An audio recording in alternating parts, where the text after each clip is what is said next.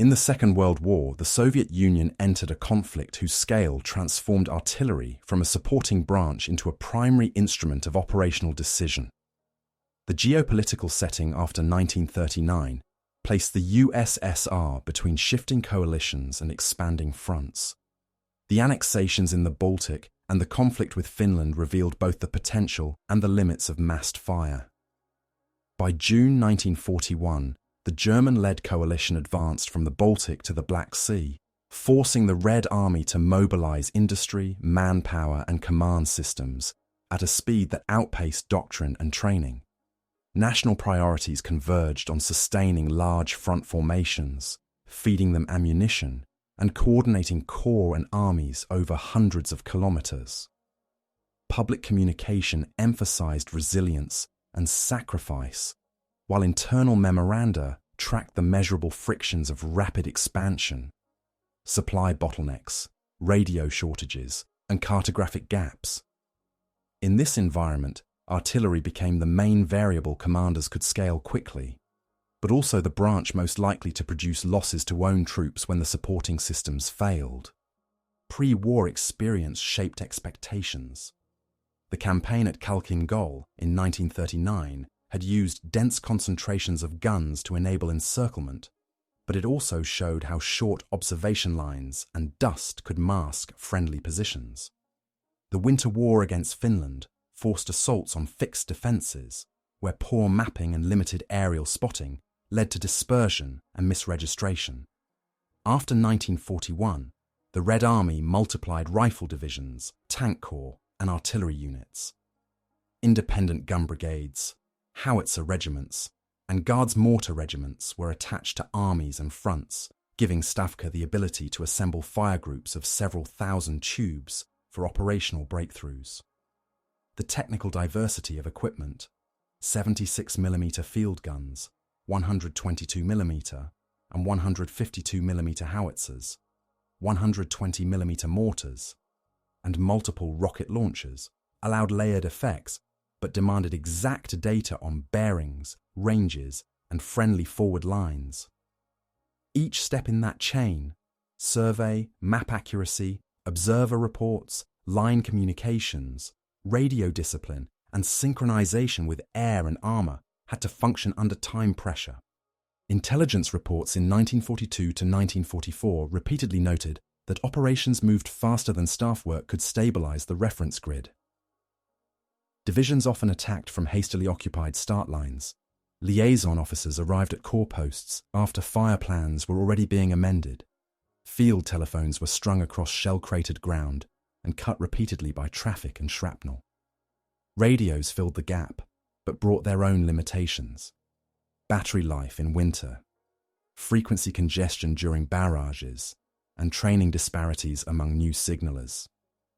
Aerial spotting existed, but was constrained by weather and by priority given to interdiction. Cartographic services struggled to replace pre-war civilian maps with corrected sheets. In sectors that had changed hands multiple times, the latest edition might not cover villages rebuilt in different footprints, or forest lines altered by logging and fires. When regimental scouts and forward observers submitted coordinates based on local references rather than surveyed points, artillery groups could produce correct solutions to inaccurate problems. Losses to own fire were not a doctrine but a statistical outcome of small errors multiplied by mass. Comparative perspectives show that the phenomenon was not unique to the USSR. German after-action reports from 1941 to 1944 mention Nebelwerfer rockets shorting into their own forward trenches when wind shifted or rails were misaligned. Allied records from North Africa to Normandy document battalion mortars falling within friendly company zones when aiming stakes were disturbed or when fire missions were rushed under counter-battery pressure. The Soviet case differed in degree more than in kind, because the Red Army relied on very large preparatory fires and rolling barrages at the scale of armies and fronts. Where a Western army might mass several hundred guns for a corps attack, Soviet fronts routinely assembled several thousand for the initial hours of an operation. This mass increased the chance that even a small percentage of short rounds, overs, or lateral errors would strike friendly formations if boundaries were unclear or if the forward line had advanced faster than expected. Command directives tried to manage these risks. Procedures called for a three-stage process: registration on known points, adjustment by observers, and only then a timed program combining destruction, neutralization, and smoke. In practice, operational tempo modified the sequence. When commanders faced deadlines tied to larger plans, relieving an encircled unit, entering a city before an enemy withdrawal, or coordinating with neighboring fronts, fire plans were condensed. Reports that later recorded losses to own fire often described the same mechanism: a narrow window to exploit a breakthrough, incomplete information about the exact location of lead battalions, and a decision to fire on scheduled lines rather than wait for confirmation. Mortars placed close to the forward line to deliver responsive fire sometimes had limited survey, increasing dispersion. Heavy guns positioned further back depended on relays that could mishear or miscopy a bearing under bombardment. The intent was to maintain momentum and reduce overall losses by suppressing enemy positions. But the trade-off could shift casualties from enemy fire to friendly fire when coordination broke. The human dimension intersected with these systemic factors. Rifle platoons marked their positions with panels or flares when ordered, but color coding could be misread under smoke or low light. Tank crews advancing under dust clouds could overrun phase lines silently if radios failed, placing them beneath scheduled concentrations. Forward observers judged risk from vantage points that concealed the lateral edges of friendly companies. Civilians caught between lines sometimes reported fire falling on Soviet trenches, but they measured events by proximity rather than by map grid. Their testimony, valuable for scale and timing, rarely provided coordinates. Meanwhile, staff officers recorded incidents in operational summaries, using standardized phrasing that emphasized corrective measures, reinforcing wire discipline, resurveying batteries, improving liaison, over detailed casualty tables. The result is a traceable pattern without a single definitive total. Repeated, localized instances where friendly fire formed a measurable share of losses during rapid or confused phases. As the Red Army rebuilt after 1941, artillery schools expanded courses in topography, meteorology, and fire direction. Guards mortar units introduced firing tables and procedures to reduce dispersion. Corps and Army headquarters added air liaison officers and ground-based direction finding to filter conflicting reports. These adaptations reduced, but did not eliminate the problem, because the root cause lay in the interaction between speed, mass, and uncertainty. The campaigns of 1943 to 1945, Kursk, the successive offensives in Ukraine, Belarus, and into Germany, pushed artillery usage to new densities and speeds. The question that frames this investigation, whether friendly fire from Soviet artillery accounted for losses on the order of 5 figures over the whole war, cannot be answered by a single document. It requires a cumulative reading of after-action reports that note losses to own fire, contrasted with comparable records from German and Allied formations to maintain equivalent standards. The following parts examine how these factors played out from the opening decisions of major operations through their climactic phases, using specific cases where surviving documentation allows timelines, unit designations, and numerical comparisons.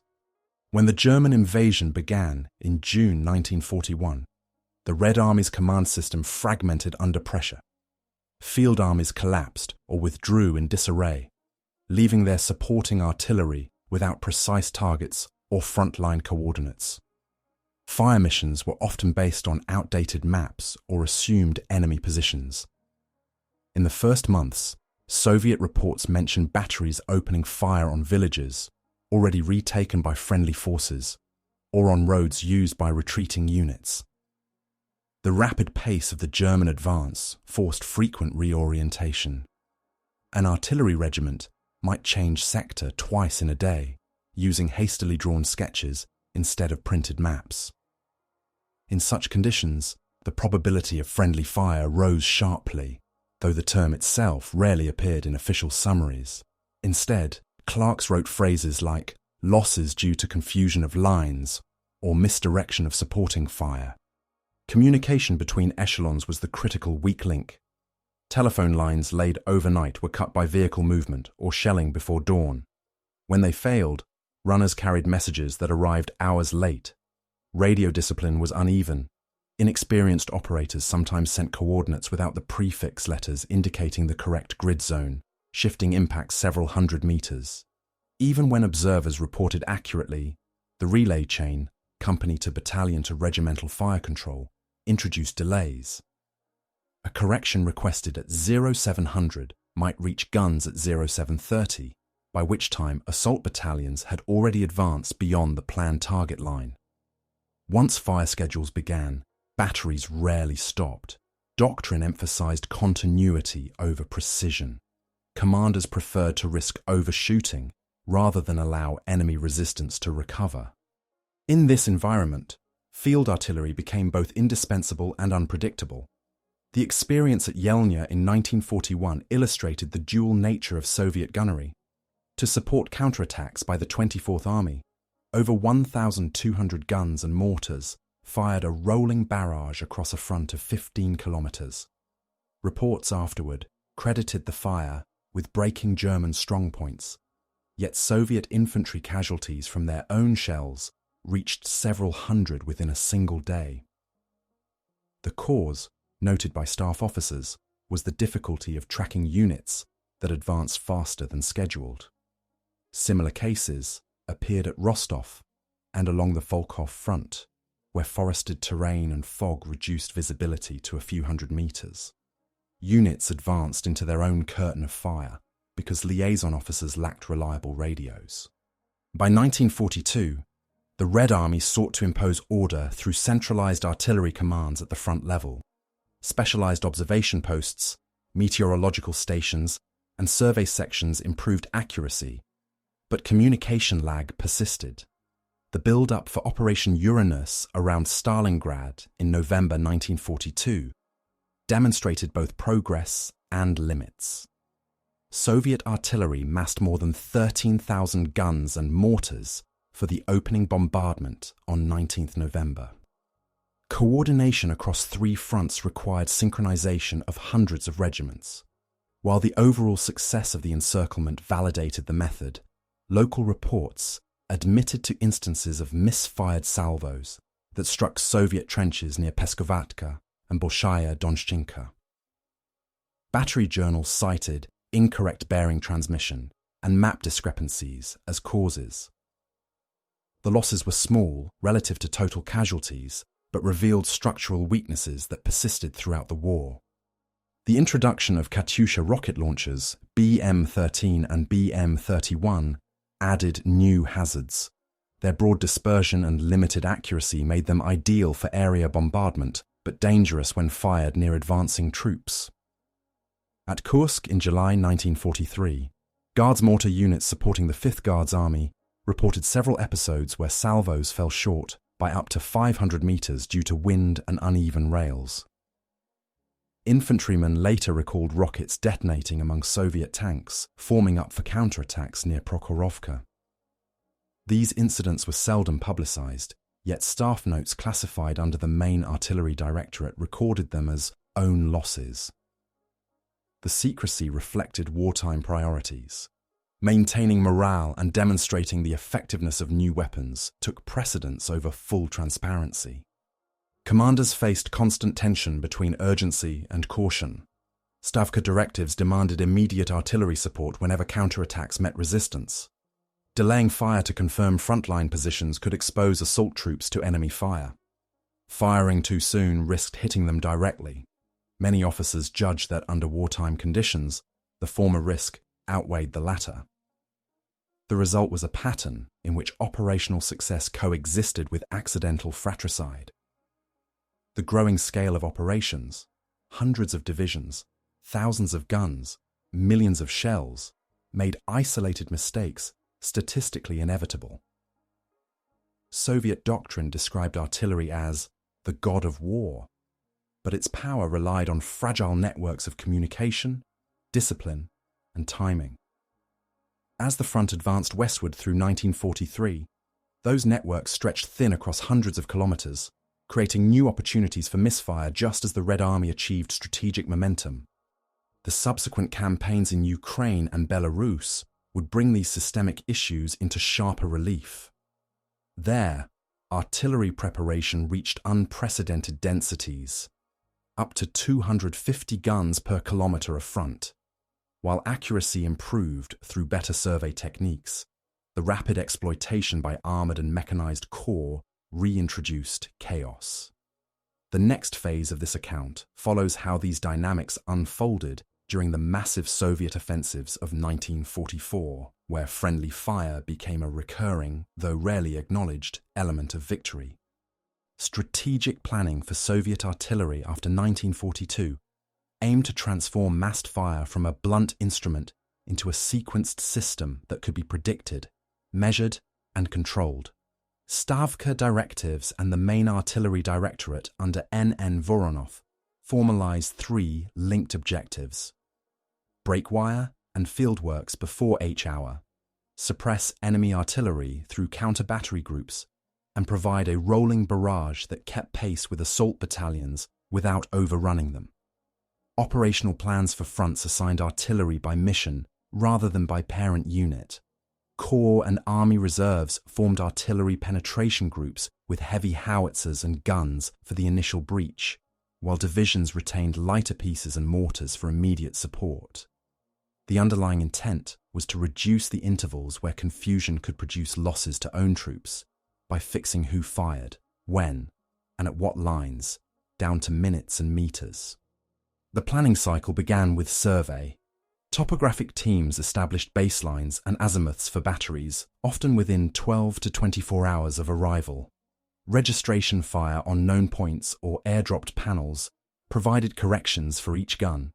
Meteorological posts issued wind, temperature, and pressure data twice daily or more often when fronts shifted. Fire tables were adjusted so that predicted fire could be used without observers. Once clocks were synchronized across artillery command posts, division HQs, and forward brigades. Mapping was a recurring constraint.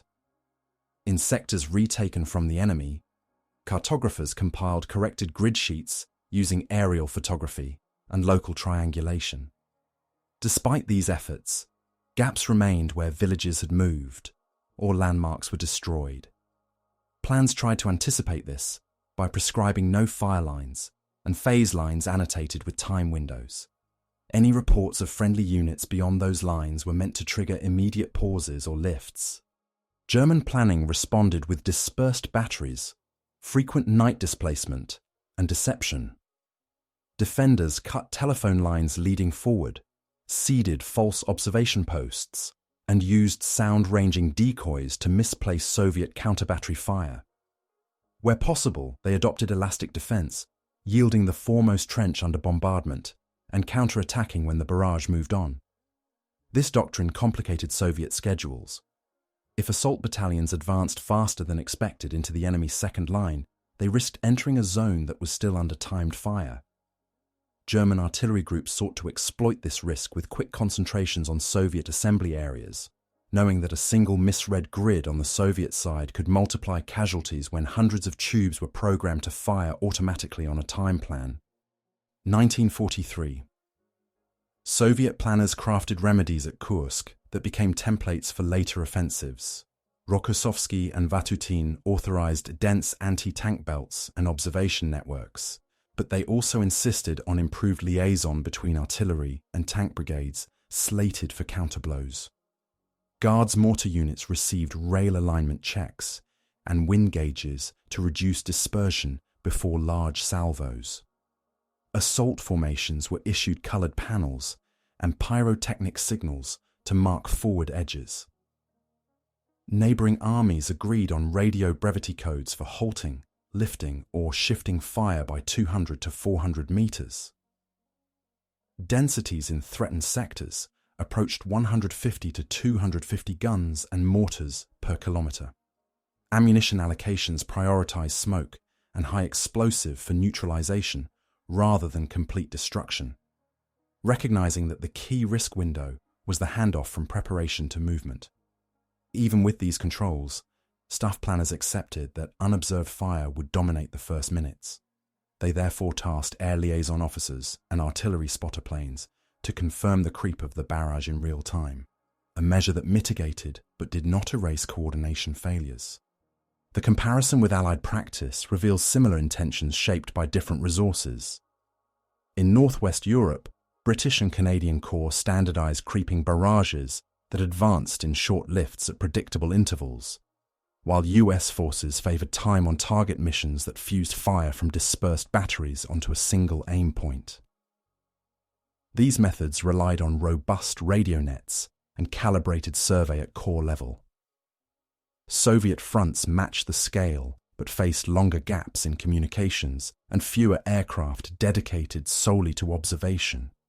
Commanders compensated with redundancy, multiple wired routes to each observation post, messenger relays pre-assigned by trench segment, and written fire plans that allowed subordinate regiments to continue the schedule if higher headquarters lost contact. The redundancy preserved momentum, but sometimes locked units into a timetable that no longer matched the infantry advance, reintroducing possibility of friendly losses during exploitation. Logistics bound planning to arithmetic. A front preparing a major offensive calculated the daily ammunition lift by caliber, the refill rate from railheads to army dumps, and the throughput of horse and motor columns to divisional parks. If a sector could supply 3 to 4 basic loads in the first 24 hours, planners scheduled heavier initial fires and extended the barrage deeper. If supply lines restricted movement to 1 or 2 basic loads, staffs compressed the preparation and saved shells for on-call missions. Shorter preparations reduced the time available for final checks of forward lines. In 1944, heads of artillery at 1st Belarusian and 1st Ukrainian fronts refined rolling barrage templates into 2 patterns. A slow variant for dense fortifications with short lifts of 100 to 150 meters, and a fast variant with longer lifts designed to minimize overlap with assault echelons that were expected to surge quickly.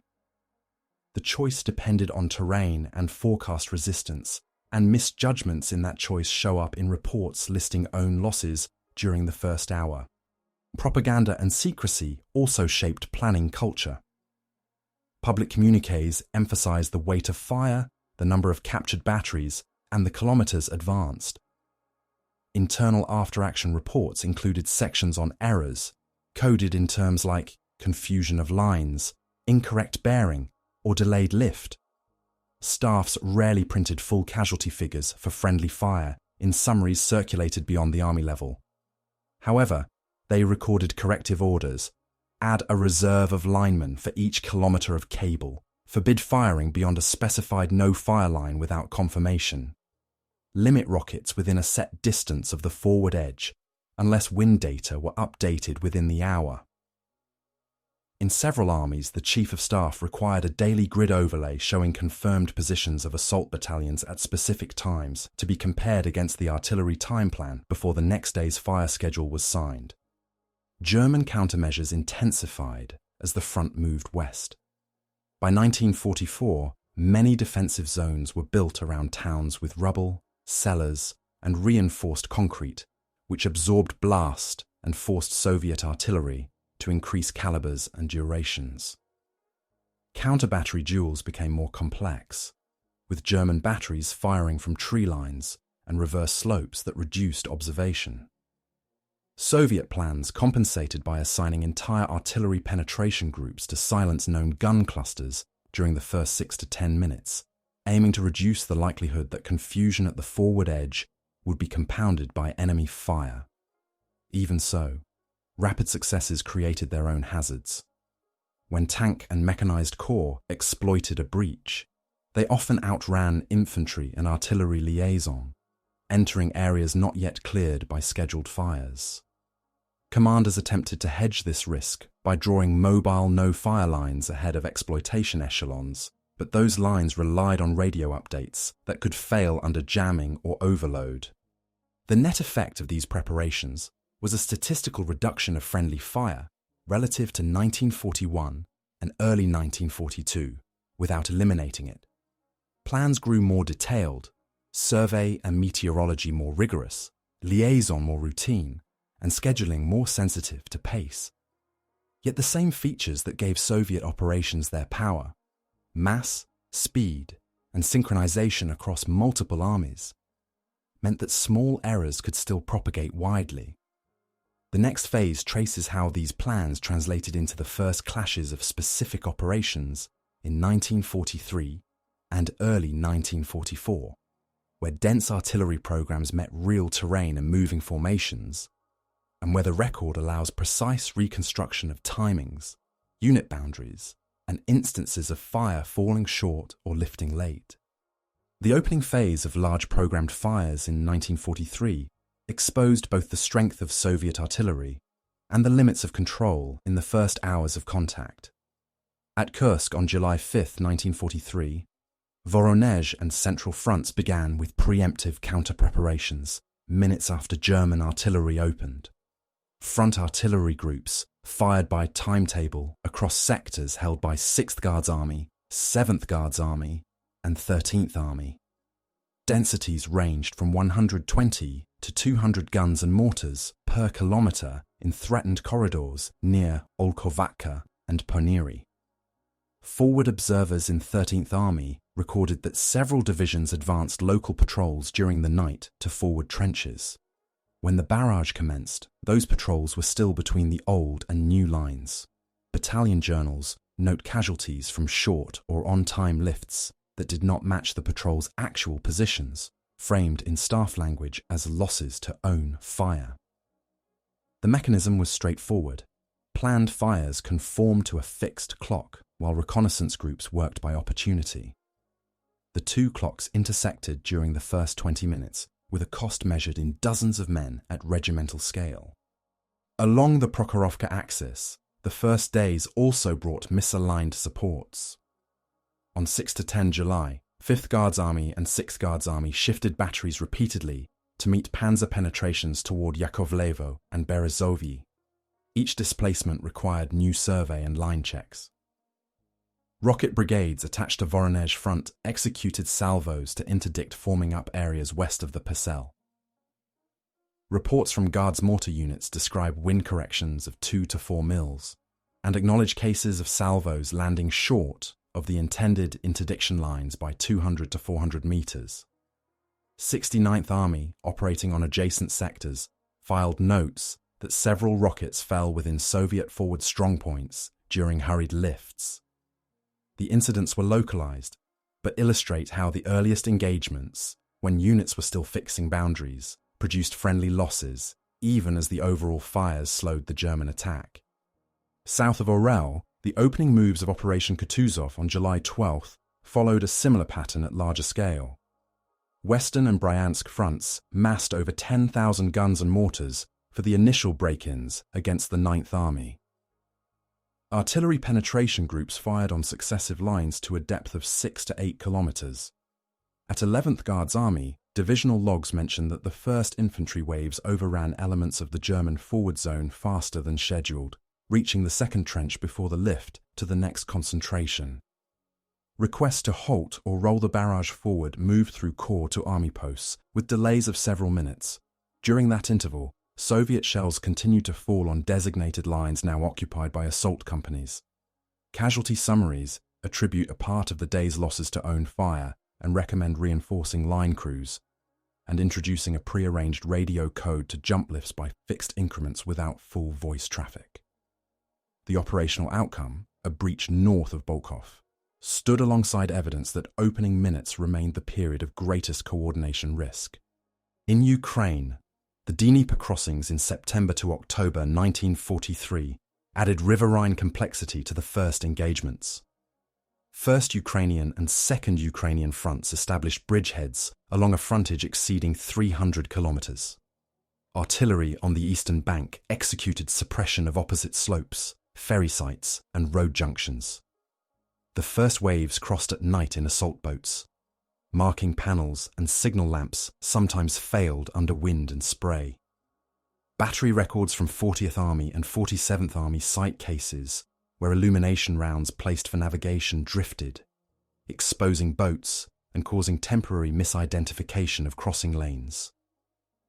When preparatory fire resumed at dawn to expand the bridgeheads, several battalions that had reached wooded islands lay within zones still designated as targets on the time plan. Losses were recorded as friendly fire during hours when cartographic overlays could not be updated for every micro-advance. German defenders faced comparable uncertainties. Their battalion mortars and guns occasionally struck their own counterattack elements as smoke and river fog concealed orientation points, a reminder that the first contact across water compressed decisions for both sides. Urban approaches in late 1943 created additional first contact hazards. In the Kiev offensive of November, artillery groups of the 38th Army and the 60th Army delivered concentrated fires on factory belts and rail yards east and north of the city. Neighborhoods with mixed masonry and timber produced irregular fragmentation effects and heavy dust, reducing observation for minutes after each lift. Tank brigades entering the northern suburbs reported difficulty in using colored panels on debris-strewn streets. A few batteries continued to fire on programmed points that had become Soviet assembly areas after rapid gains. These episodes appear in army summaries as misdirection of supporting fire, with orders to resurvey aiming points within the first hour of urban entry. German artillery, withdrawing by bounds, left pre-registered fires that sometimes fell among rearward elements as routes clogged, underscoring that the confusion of first urban engagements was not unique to one side. The Leningrad-Novgorod operation that opened on January 14, 1944, demonstrates how winter conditions amplified early phase errors. 2nd Shock Army and 59th Army attacked across forest and swamp with temperatures below freezing. Meteorological posts issued corrections, but battery crews reported barrel wear effects varying with cold starts. Several regiments placed mortars close to the forward edge to maintain responsiveness. Incomplete survey in snow and limited visibility increased dispersion. When assault units crossed narrow causeways, windshifts moved smoke screens and exposed friend positions to short rounds from their own mortars. Logs from 8th Army mention 2 instances of on-call missions landing on the near side of a canal when observers misread the first salvo in blowing snow and ordered a correction in the wrong direction. The incidents were corrected within minutes, yet they belong to the characteristic pattern of the opening phase. Terrain, weather, and schedule combine to constrain information exactly when formations are closest together. Civilian presence during first engagements complicates the record. In Belarusian villages retaken in late 1943, inhabitants who had remained in cellars emerged while operations were still in their first hours. Some later reported shells striking Soviet-held edges as troops entered. Such testimony confirms timing and proximity, but cannot supply grids or bearings. Military reports, which do provide grids, sought to weigh this evidence with mapping and observer notes. Where they found alignment, staff officers listed limited own losses and tightened procedures, prohibit firing within a defined distance of the forward edge without live confirmation, require dual communication paths before authorizing late additions to the fire schedule, and assign air liaison to verify lifts at prearranged times. The comparative view at the opening phase remains consistent.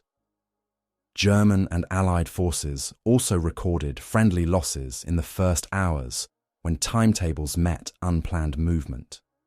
In Tunisia and Sicily, US and British units reported battalion mortars or divisional artillery striking own outposts during pre-arranged concentrations that were not cancelled promptly. The Soviet record differs largely in the scale of pre-planned fires and the length of front under simultaneous engagement, which increased the absolute number of opportunities for error. In all cases, the first engagement set the tone for the day. If liaison held and corrections flowed quickly, losses to own fire diminished. If lines were cut and units advanced ahead of schedule, the risk persisted into the second phase. The next section follows how these pressures expanded during full-scale reinforcement and counteraction in 1944, when fronts attempted to exploit early gains and opponents sought to restore coherence. Escalation. In 1944 magnified both the capabilities and the vulnerabilities of Soviet artillery. Operation Bagration opened on June 23rd with 4 fronts: 1st Baltic, 3rd Belarusian, 2nd Belarusian and 1st Belarusian, fielding roughly 2.3 million personnel against approximately 800,000 German troops of Army Group Center.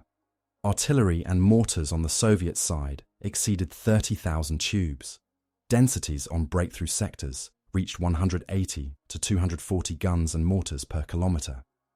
The plans synchronized counter-battery groups, heavy howitzer divisions, and guards mortar brigades to shatter the German 1st and 2nd positions before armour and mechanized corps exploited for depth. The very scale that promised decisive results also created a crisis window. As infantry seized the foremost trenches faster than predicted in several sectors, artillery time plans advanced on clock increments rather than observed movement, keeping fire on lines that now contained assault companies consolidating gains. Army summaries from 6th Guards Army and 5th Army list own losses during the first 30 to 60 minutes and order immediate measures: extra linemen for each kilometre of cable, pre-arranged radio codes to jump the barrage by fixed distances, and a ban on rockets within a specified range of the confirmed forward edge. German reaction extended the crisis. Elastic defence doctrine pulled surviving companies to the second zone, while artillery displaced by bounds and fired pre-registered concentrations on likely Soviet assembly areas. Sound ranging and flash spotting posts. When intact, forced Soviet counter-battery to retask guns away from the creeping fire just as infantry needed close support. In the Bobruisk and Orsha sectors, staff logs record that artillery group commanders held to the programme to maintain weight. Meanwhile, corps reported assault battalions temporarily pinned by their own scheduled concentrations that had not yet lifted. The decision calculus was consistent across several armies. Maintaining suppression on German strongpoints and batteries was assessed to reduce overall casualties, even though it risked localised friendly losses when infantry outran the barrage. Comparable choices appear in German records from Italy and Allied files from Normandy, where time on target missions occasionally landed on outposts that had advanced beyond planned phase lines under cover of smoke. As Soviet mobile groups broke into the operational depth, exploitation created a second source of misalignment. Tank and mechanized corps, moving 25 to 40 kilometers in a day, outran divisional artillery nets.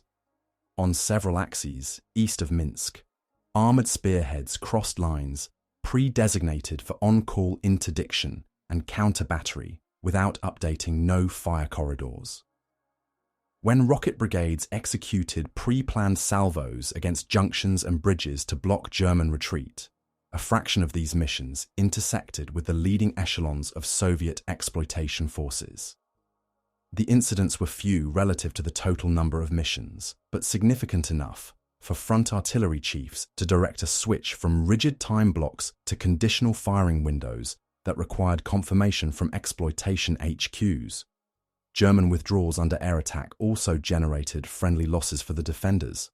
Battalion mortars and guns firing smoke and covering fire sometimes struck marching columns when routes congested at demolished bridges. The crisis of movement affected both coalitions.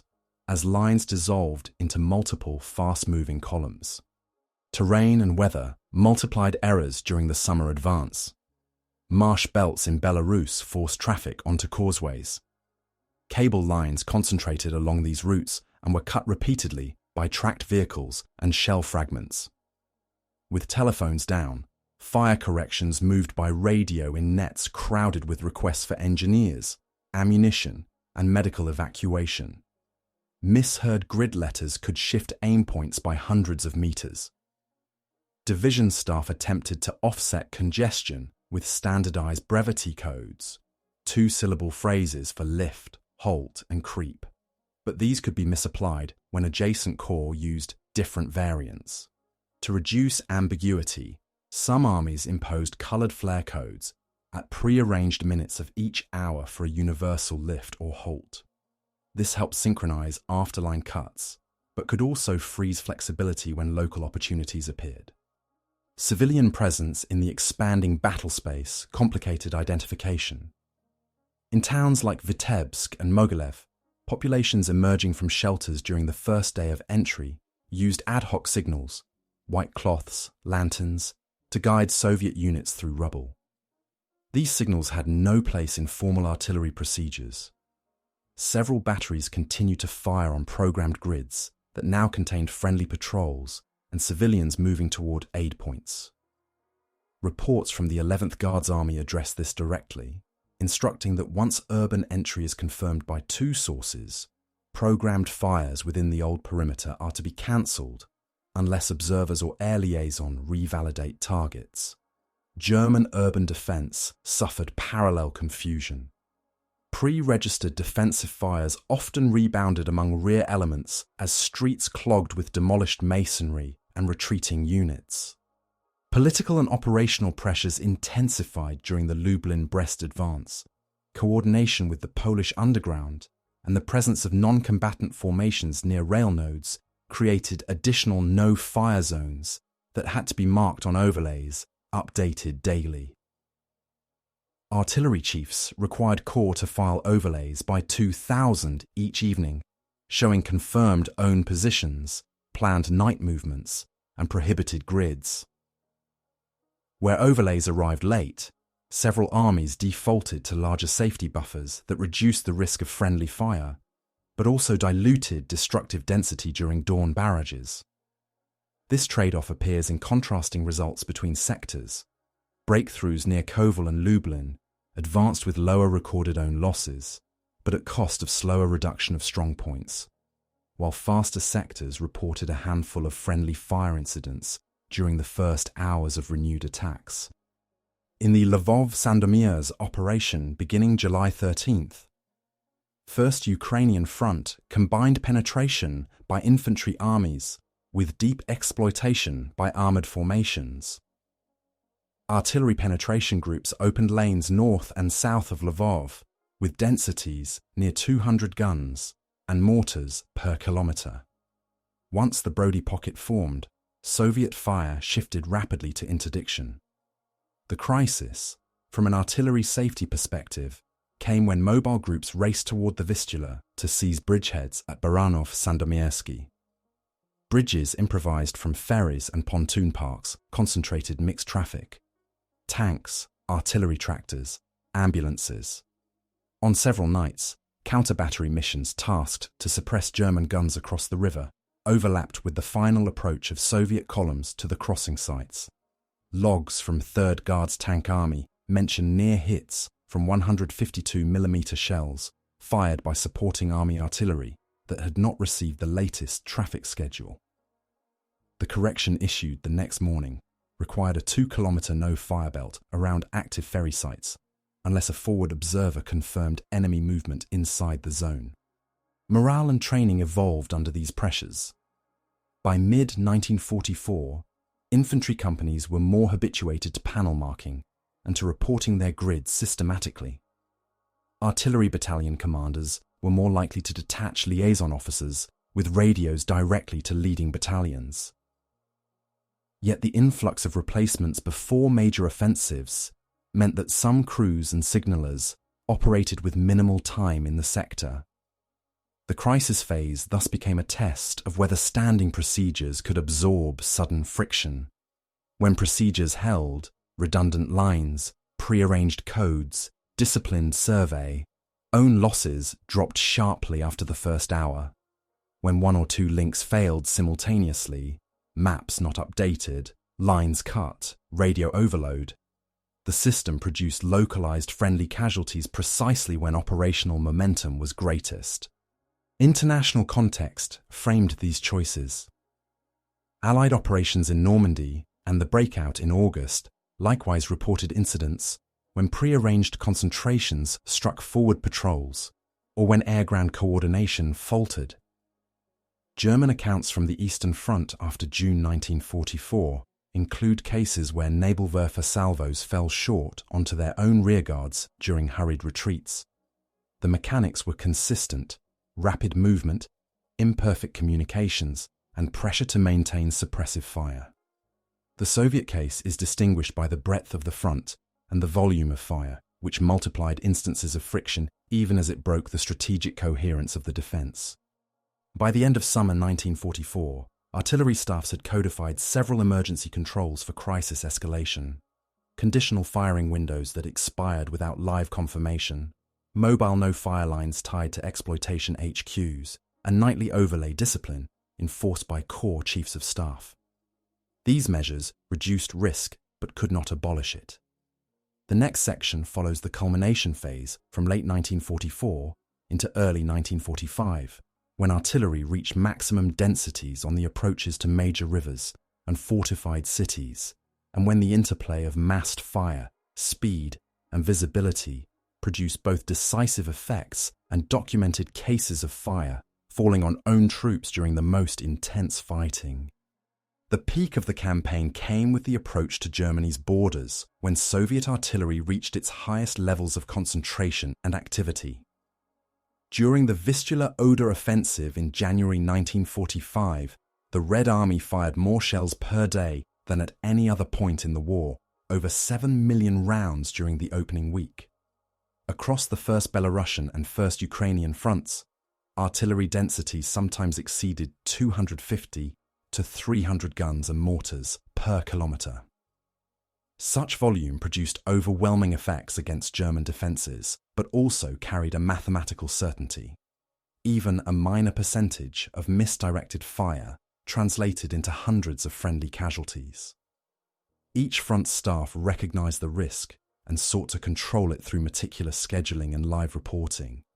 Yet the sheer scale of synchronised fire missions meant that, at the height of battle, errors of minutes or meters multiplied into lethal results. The offensive began on the 12th of January under heavy fog. Observation balloons and aircraft could not operate until mid-morning, forcing artillery units to rely entirely on pre-surveyed data and sound ranging. Forward units had already advanced their jump-off lines during the night to within 300 to 400 meters of enemy trenches. When the barrage opened at 0840, some infantry companies lay closer to the targets than intended.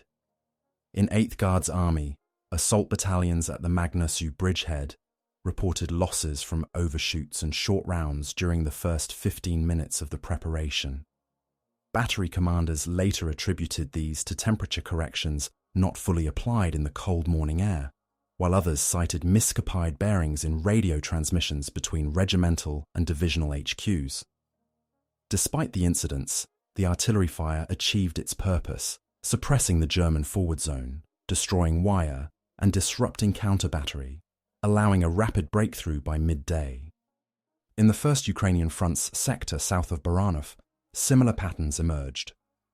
Corps artillery under 3rd Guards Army delivered preparatory fire on villages and ridgelines held by the 68th Infantry Division. Visibility remained near zero. Commanders ordered a rolling barrage based purely on timing, each lift 100 meters every 3 minutes. Reports later noted that assault units advancing on foot could not always maintain pace through snow and mud. Some fell behind, re-entering the barrage envelope. By late afternoon, medical battalions recorded a small but clear number of wounded by Soviet shells. The lessons reached the front artillery command that night. Subsequent barrages were slowed to 100 meters every 5 minutes, and flares were added to signal completion of each phase. The correction reduced further incidents in the following days, demonstrating that the mechanism of friendly losses was procedural, not doctrinal, tempo exceeding communication capacity. Crossing the Oder in late January and early February introduced the next escalation. The river line south of Kustrin was frozen in parts, bridged in others by makeshift pontoons. Artillery supporting the crossings fired across narrow fronts into urban and forested terrain where map errors of a few hundred meters could alter friendly boundaries. Night fires for illumination sometimes silhouetted assault boats or hit ice floes carrying Soviet soldiers downstream. At Kustrin itself, a misinterpreted report on February 1st led 2 regiments of 152mm guns to fire on coordinates that were already occupied by an advanced battalion of 47th Army. Later inquiries determined that the overlay in use was an outdated addition, missing a road fork used as the new forward line. Approximately 60 casualties were recorded.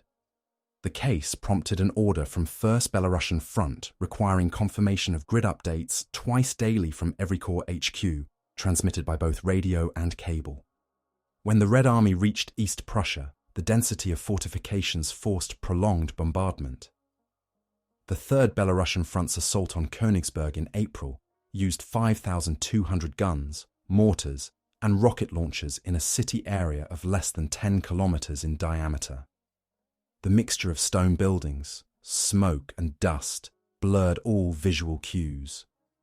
Soviet artillery fired from pre-surveyed positions on specific blocks, while infantry and tanks advanced through ruins and underground passages. Once again, confusion between timing and observation produced accidental hits.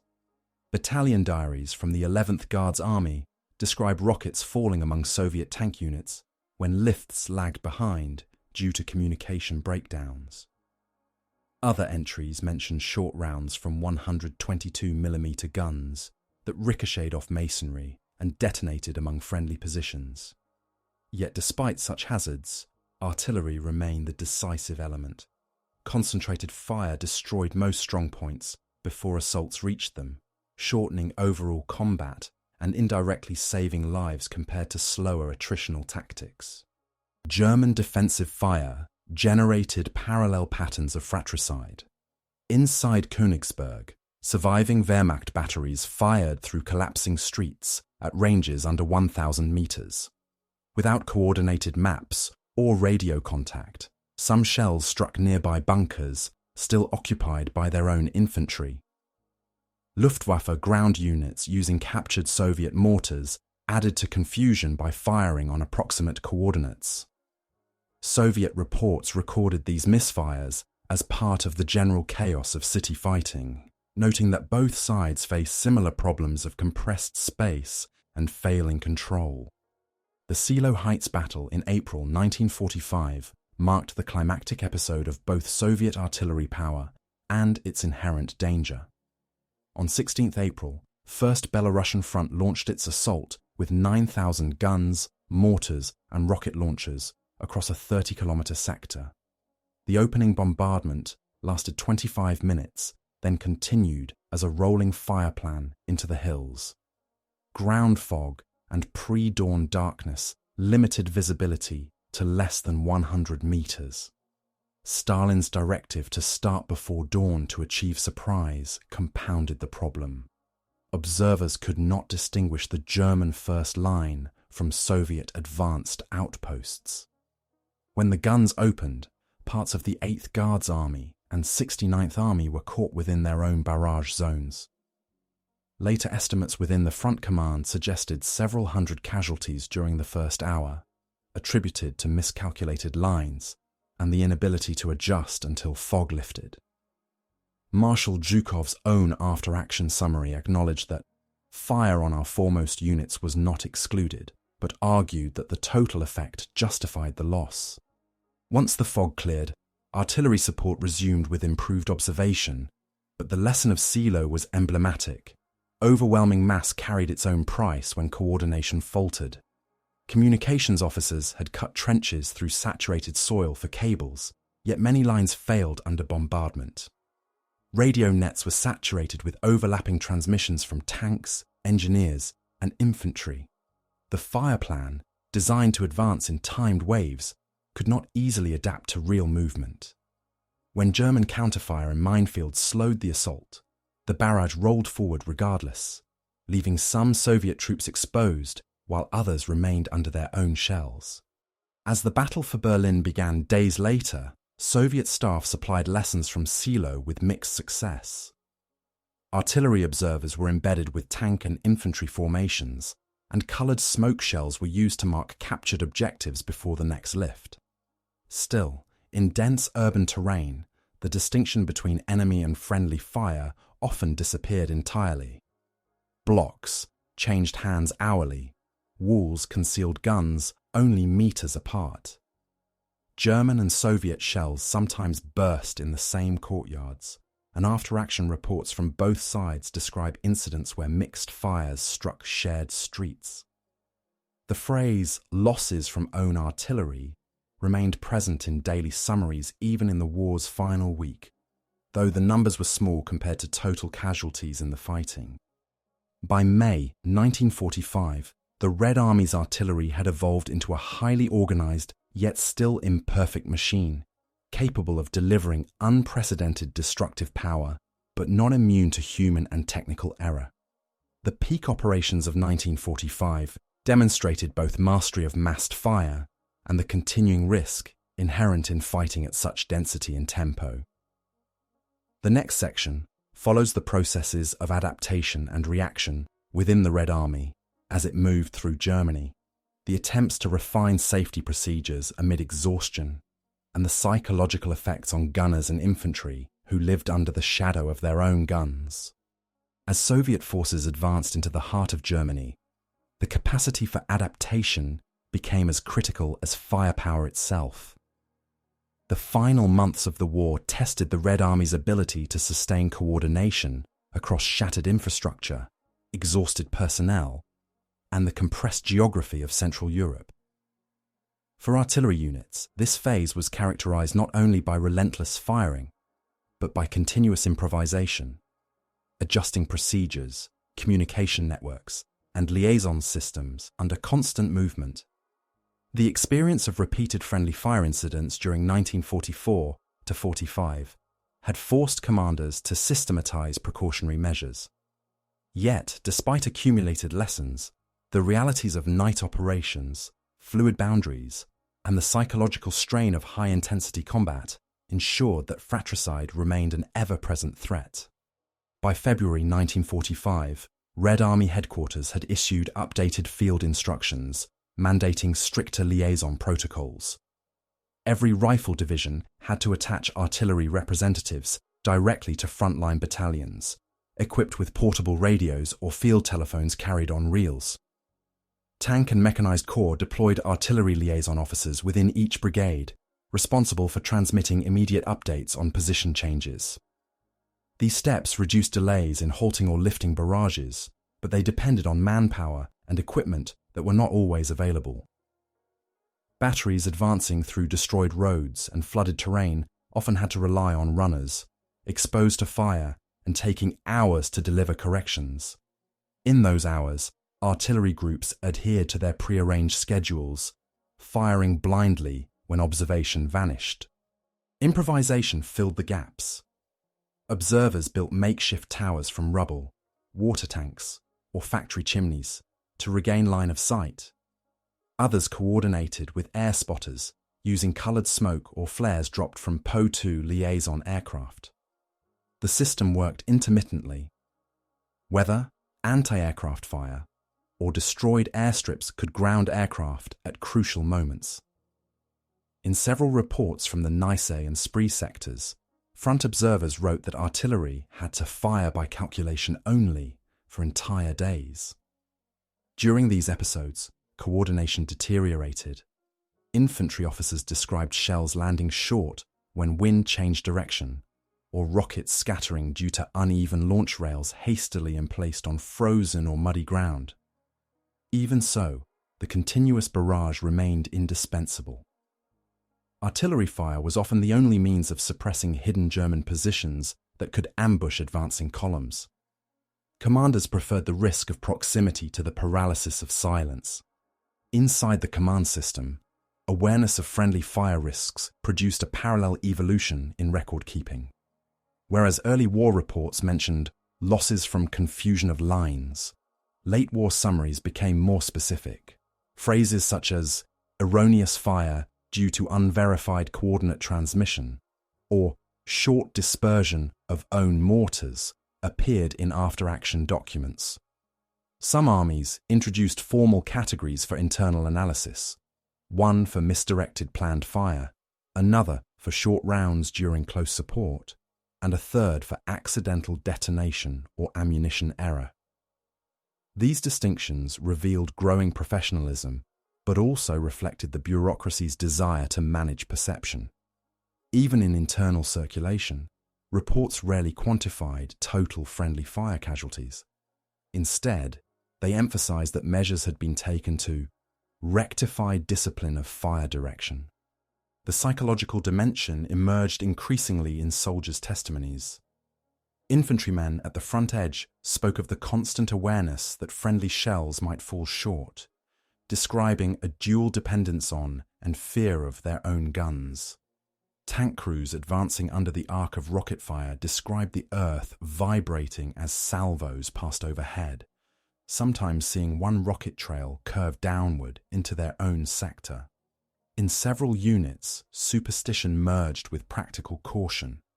Troops learned to count seconds between volleys, diving into shell holes during lifts until the rhythm proved predictable. Artillerymen likewise carried the weight of uncertainty. Gunners knew that one incorrect bearing or premature salvo could kill comrades. Some reported nightmares of mistaken coordinates. Others adopted ritual precision, checking slide rules or aiming circles 3 times before confirming a fire mission. These details, recorded in war diaries and post-war interviews, underscore that the struggle to master friendly fire was as psychological as technical. Adaptation also occurred in logistics. Artillery supply columns developed parallel communication lines with infantry to avoid misfires caused by ammunition-type confusion, especially when regiments of mixed calibers operated in close proximity. Units carrying 76mm, 122mm, and 152mm ammunition could accidentally deliver the wrong shell or fuse if labels were smeared or repainted. Standardization improved by 1945, yet transport fatigue and language diversity among mobilized troops, many from Central Asia or the Caucasus, introduced miscommunication. Commanders addressed this by assigning multilingual NCOs at dumps and by color-coding shell crates. An innovation first tested in Ukraine and later applied during the Berlin offensive. The interaction with civilians in occupied German territory further complicated coordination. Refugee movements, partisan activity, and displaced laborers on roads interfered with recognition signals. Soviet artillery, trained to avoid civilian concentrations, often relied on reconnaissance aircraft to confirm that columns ahead were not enemy units. But under cloud or smoke, identification failed. A handful of German towns, Guben, Forst, and Cottbus, recorded incidents in which Soviet shells struck zones already occupied by Soviet troops and civilians sheltering in basements. Commanders attempted to contain panic by issuing clear statements that fire plans were being readjusted, while field medics evacuated both military and civilian wounded. The blurred line between front and rear, combatant and non-combatant, made artillery control even harder. Comparative experience among the Allies mirrored these struggles. British and American units in the Rhineland campaign reported friendly artillery casualties from short rounds and delayed cancellations. Air observation posts frequently failed under similar weather conditions that plagued the Eastern Front. The difference lay in the command scale. Soviet artillery operated at multi-front synchronization, with entire theaters firing on common schedules coordinated from Stavka. The greater the synchronization, the higher the potential for cascading error when any single link faltered. By April, as Soviet armies approached Berlin, all branches of service had internalized both the necessity and the peril of their artillery. Pre-planned fire had to be fast, massive, and continuous, but improvisation was unavoidable once the enemy line broke.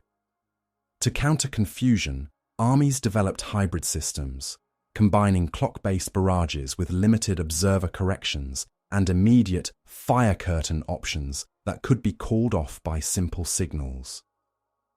The final instructions for First Belarusian Front before the assault on Berlin explicitly defined color flare codes for own troops at line, halt fire, and extend barrage.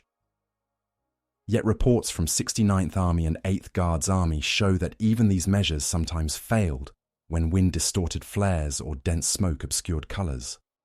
Psychological endurance was equally at stake. Crews working 20-hour shifts with minimal rest exhibited signs of fatigue that degraded reaction times and situational judgment.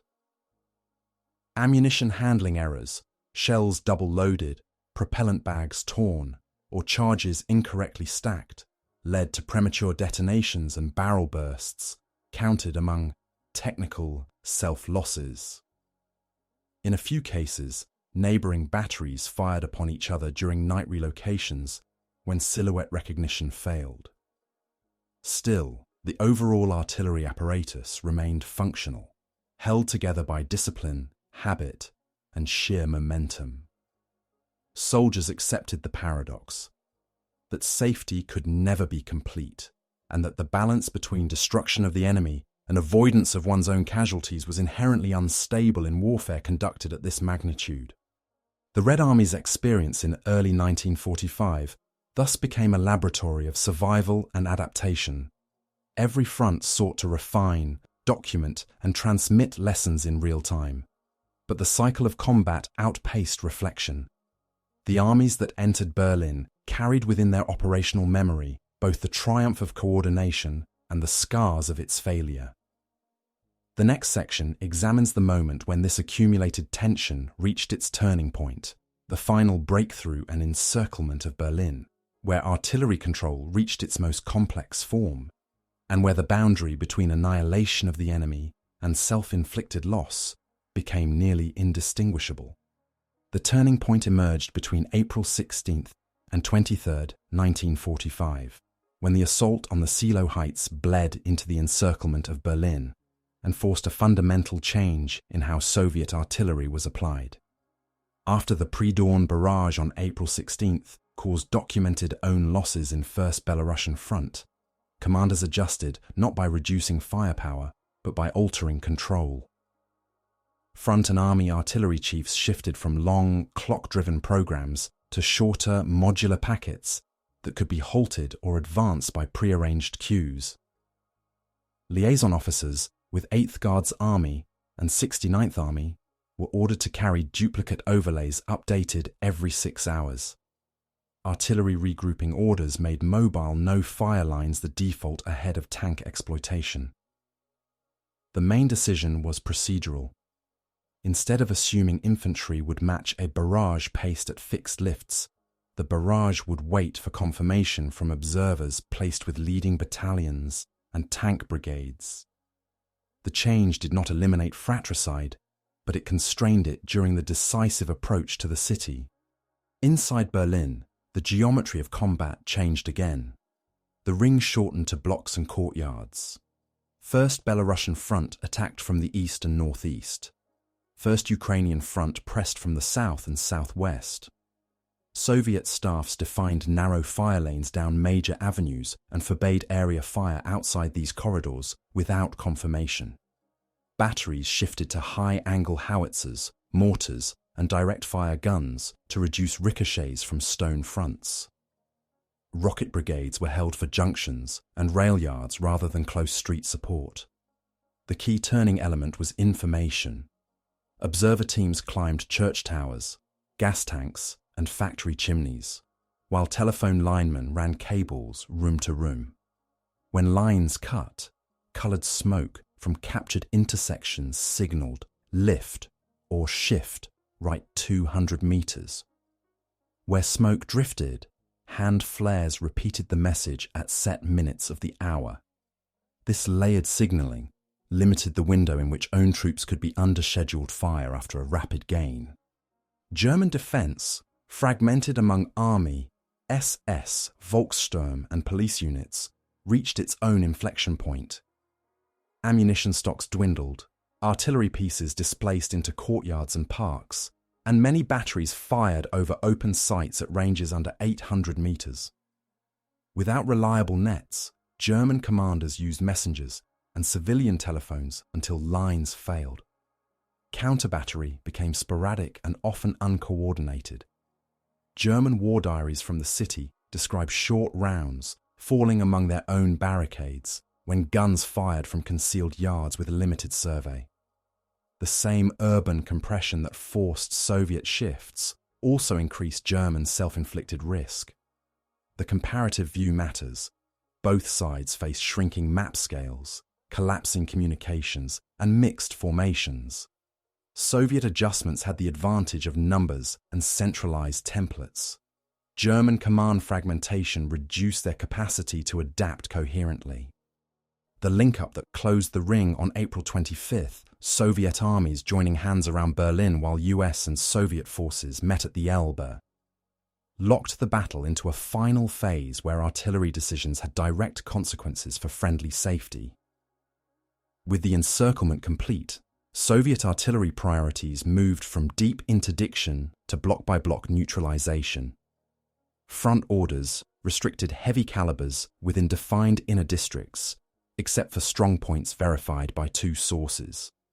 In practice, this meant that 152mm and 203mm fires concentrated on ministries, flak towers' surroundings, and bridgeheads over the Spree and Landwehr Canal.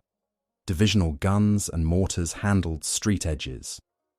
The shift reduced the frequency of misdirected long-range fire inside the city, though close support mortars remained a persistent hazard. Medical summaries from several armies note that own fire incidents now clustered around rapid advances into squares where lifts lagged by minutes rather than hours. The turning point also rested on tempo control. Earlier offensives had rewarded speed. Berlin punished it. Assault groups, infantry companies with sappers, flamethrower teams, and direct fire 76mm or 122mm guns received authority to pause the barrage and call for single-target fires with fixed duration. Because blocks could change hands within half an hour, the new practice of confirm then fire became essential. Artillery units switched to ammunition economies suited to short missions. More smoke and demolition, fewer long-duration neutralizations. The cumulative effect was a decline in friendly casualties from programmed fires, even as total expenditure remained high. Where errors persisted, they were traceable to predictable failures, smoke drift, misread building numbers, or radios drowned by simultaneous calls from engineers and armour. Civilians, present in large numbers under bombardment, indirectly shaped the artillery control system. Refugee columns, hospital markings, and ad hoc white flags appeared on streets seized minutes earlier by Soviet troops. Soviet rules required artillery observers to treat any concentration of non-combatants as a temporary no-fire box unless a hostile firing point was confirmed. The restrictions slowed some assaults, but limited accidental bombardment of areas already taken. German accounts note similar constraints. Defenders hesitated to fire into basements holding both Volkssturm squads and civilians, then shifted to close-range small arms, reducing artillery use and indirectly easing Soviet fire coordination. In both records, the urban population's movement acted as a brake on indiscriminate fires and forced greater reliance on observed, short missions. Air-ground cooperation also reached a threshold. With major Luftwaffe presence absent over Berlin by late April, Soviet artillery spotters gained near-exclusive airspace for low, slow reconnaissance in Po-2s and Yak-9s fitted for observation. Weather and smoke still limited effectiveness, but where flights occurred, the correction cycle shrank from tens of minutes to single-digit minutes. Batteries learned to wait for a single flare and a cardinal direction before lifting across whole corridors. The shortened cycle was crucial at river crossings, Moltkebrücke, Weidendammer Brücke, and bridges over the Landwehr Canal, where infantry and tanks bunched. The difference from Silo was stark. Instead of the barrage rolling forward on faith that assault waves kept pace, the assault waited for a discreet signal that the corridor ahead was clear. Command culture absorbed the change. Army and Corps staffs, under pressure to declare progress, accepted more conservative fire risk in exchange for verified gains. Reports from late April and early May list fewer entries of misdirection of supporting fire and more about insufficient neutralization of isolated nests, reflecting the trade-off. The shift did not mean a universal reduction of losses. Street fighting remained costly, but it evidences a conscious decision to prioritize control over speed at the climax of the campaign. On the German side, the dissolution of coherent counter-battery reduced the external pressure that had earlier forced Soviet batteries to fire through uncertainty. Fewer duels meant observers could spend more time on identification and less on suppression at guest grids. The capitulation inside Berlin on May 2nd closed the immediate test. In the following days, artillery units across the city recorded final tallies of ammunition expended, positions reduced, and own losses.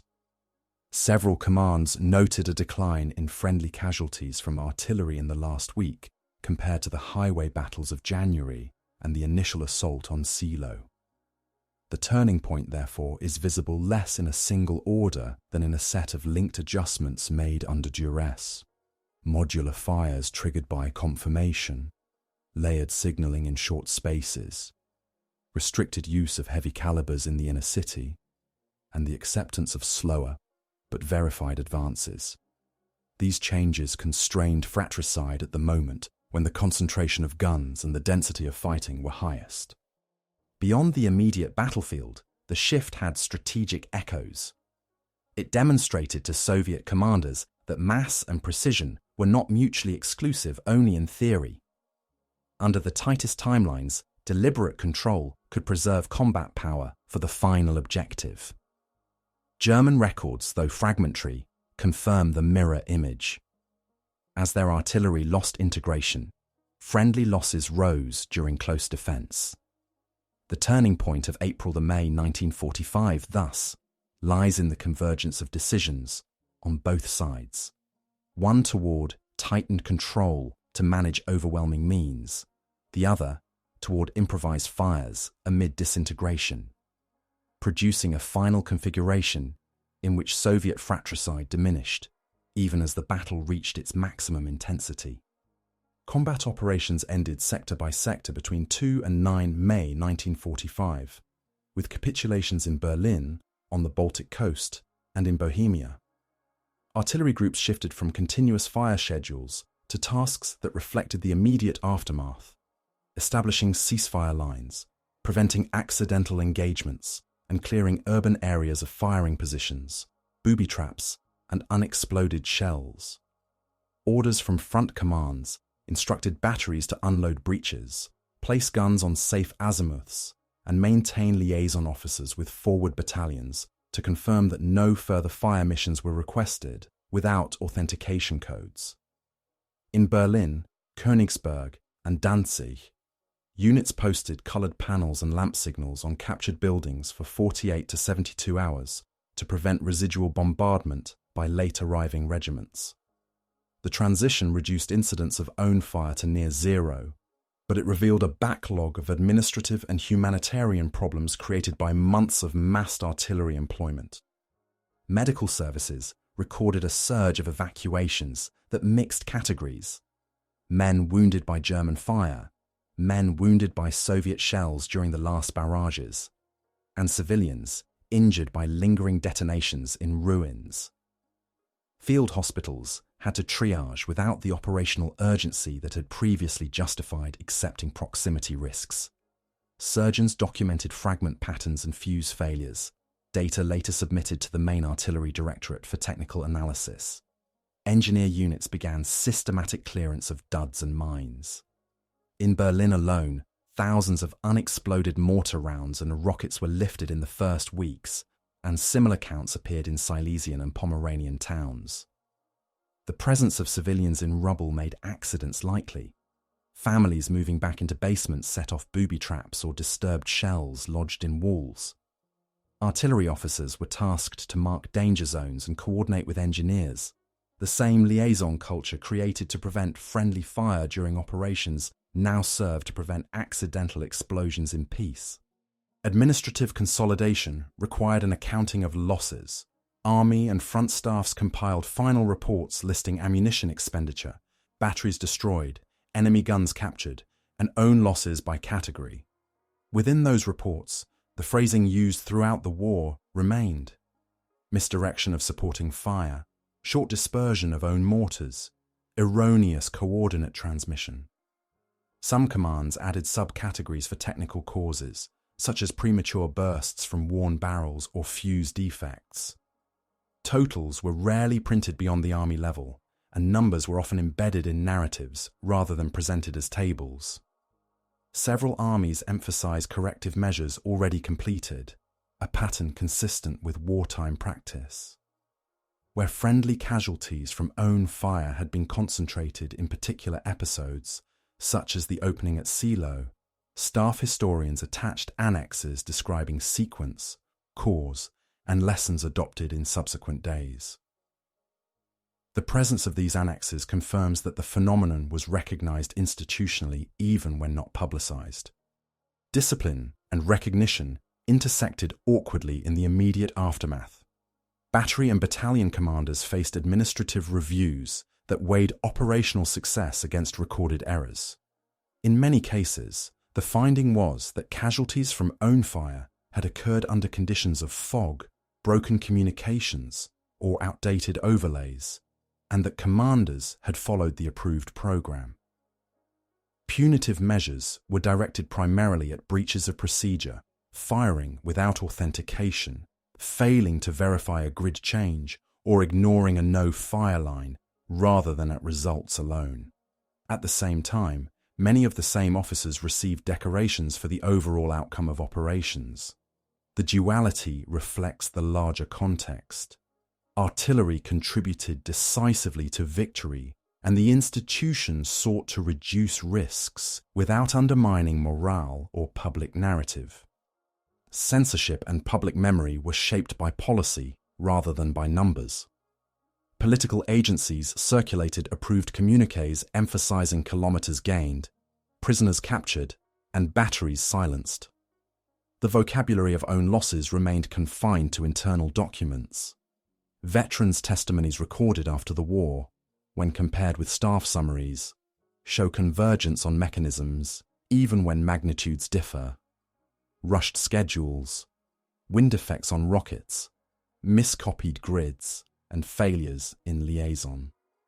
Comparable Allied and German post-war reports exhibit the same pattern of acknowledgement without central tabulation.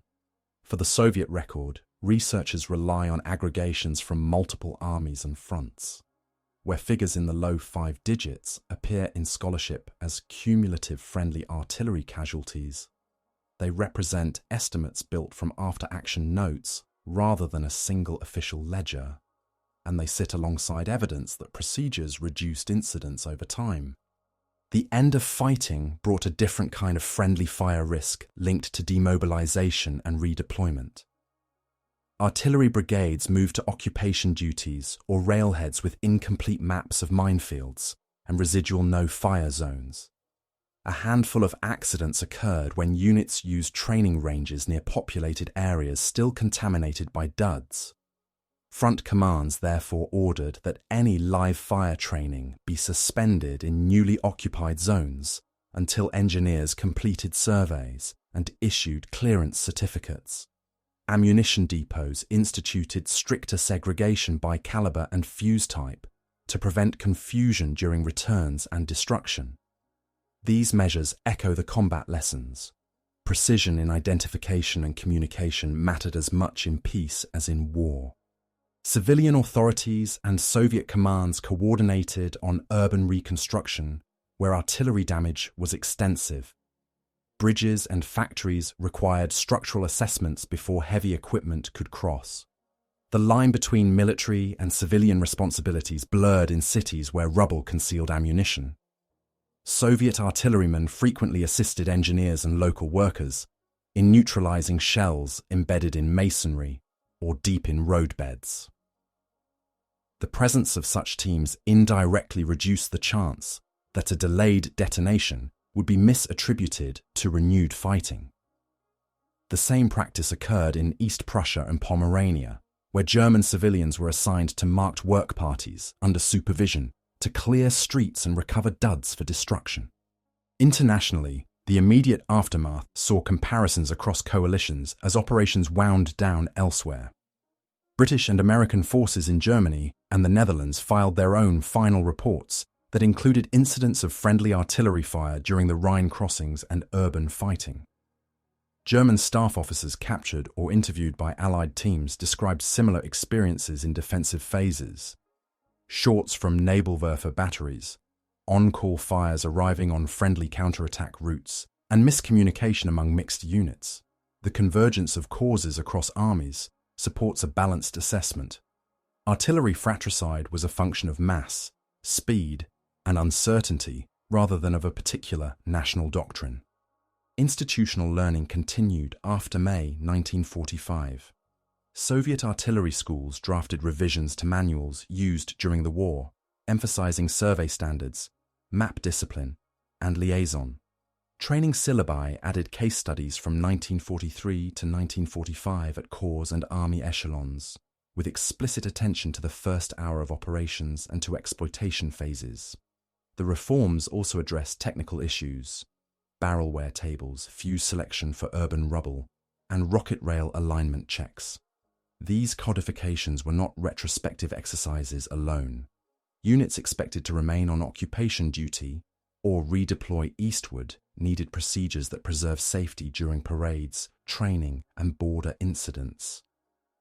The presence of these materials in curricula confirms that friendly fire was treated as a solvable problem of method rather than as an unavoidable fact of mass warfare.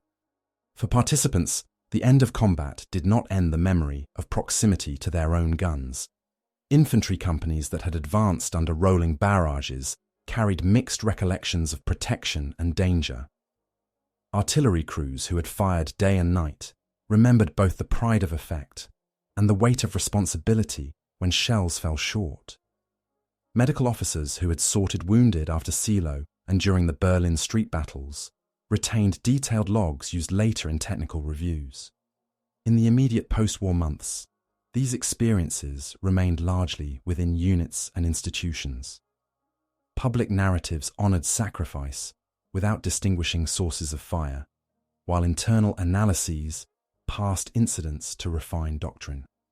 The withdrawal from active operations thus produced a layered aftermath: ceasefires and parades at the surface, alongside a sustained, quiet effort to convert lessons from friendly fire into procedures for a peacetime army and future contingencies. The legacy of Soviet artillery and its fratricidal toll was written not in monuments, but in doctrine, silence, and statistical inference. When the war ended, official histories celebrated the Red Army's artillery as the god of war, a decisive force that broke the Wehrmacht's backbone from Kursk to Berlin. Public accounts emphasized mass, coordination, and technological achievement.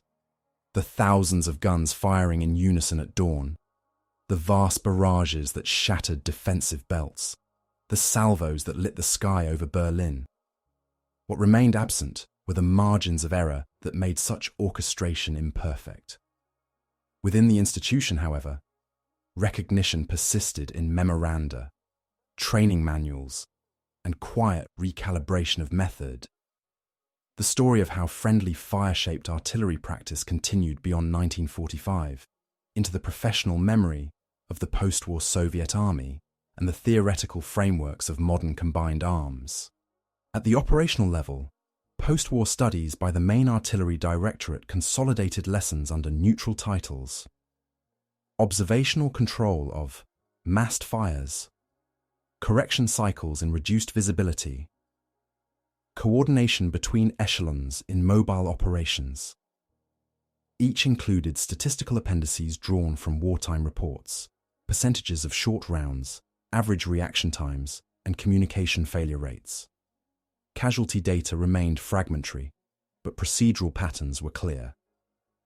The Directorate's analysis concluded that most incidents of friendly fire occurred within two temporal zones: the first hour of an offensive, when coordination shifted from plan to movement, and the first day of exploitation, when artillery lagged behind fast-moving armour.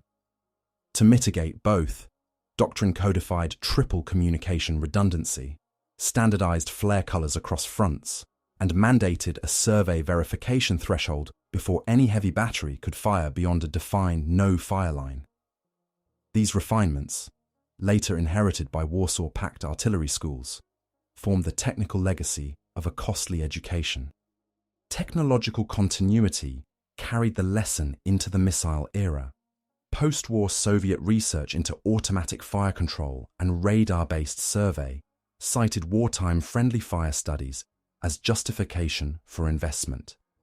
In the 1950s, automated plotting boards and sound-ranging equipment were introduced to remove manual transcription errors, the very kind that in 1943 or 1944 could transpose a digit and move a target 400 meters onto one's own line. Rocket artillery retained the wartime caution. Minimum safety distances expanded, and meteorological corrections became mandatory inputs.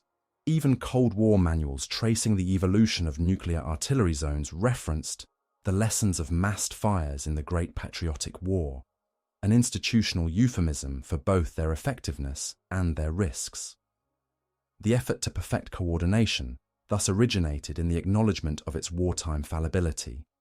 In historiography, the question of Soviet-friendly fire remained obscured by classification and by the moral economy of victory.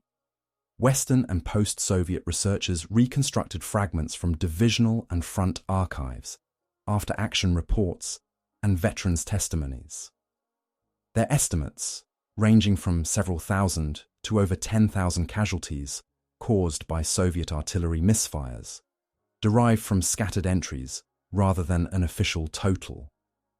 Comparative studies show proportionate figures in other armies.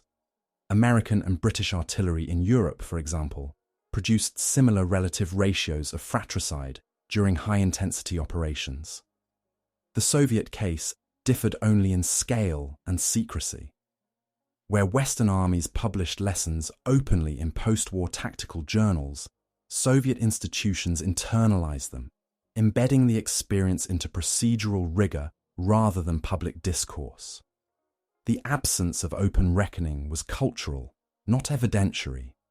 It stemmed from a state that fused military achievement with national identity, reluctant to expose the internal costs of triumph. The moral and human dimensions surfaced instead through memoirs and oral histories decades later. Veterans spoke of hearing their own shells incoming by mistake, of realizing that one misread bearing could erase entire platoons. Yet they also described the paradoxical trust born from repetition, the faith that their artillery, despite occasional errors, would save more lives than it endangered. For many, the sound of their own guns symbolized survival. These recollections show that friendly fire was never perceived solely as failure. It was understood as a statistical shadow cast by mass and urgency. Commanders calculated acceptable risk, soldiers accepted it as part of the environment, and the institution codified it into doctrine.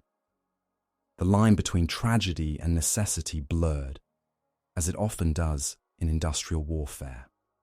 In post-war Soviet culture, memory of the artillery arm remained triumphant. Parades displayed captured German guns and rocket launchers. Museums featured dioramas of massed batteries. The complexity of wartime coordination and its internal dangers disappeared beneath the grandeur of collective victory. Yet within professional circles, artillery officers taught recruits about the silo problem, a shorthand for the need to verify line and observation before every barrage. Manuals published in the 1950s and 1960s still carried sections on liaison and safety distances, direct descendants of wartime reforms. The institution's survival depended on transforming painful experience into routine precision. The historical significance of these episodes extends beyond numbers. They illustrate how industrial warfare transformed command responsibility. Artillery fratricide was not a product of malice or incompetence, but of systemic scale. Millions of shells, thousands of guns, and human decisions made under impossible timelines. In confronting that scale, the Red Army, like all belligerents, learned that coordination was not merely a technical issue, but a moral one, balancing destruction against control. The final campaigns of 1945 revealed that even at the zenith of mechanized warfare, success depended on human judgment. A signalman checking a code, a surveyor confirming a bearing, a commander delaying fire by seconds to save unseen comrades ahead. In the decades that followed, Soviet and later Russian artillery doctrine retained this inheritance of caution.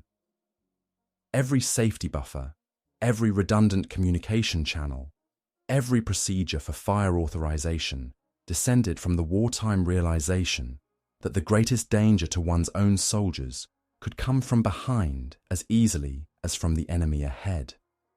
The friendly fire apocalypse of the Eastern Front was not an isolated calamity, but an enduring lesson written into the logic of modern firepower.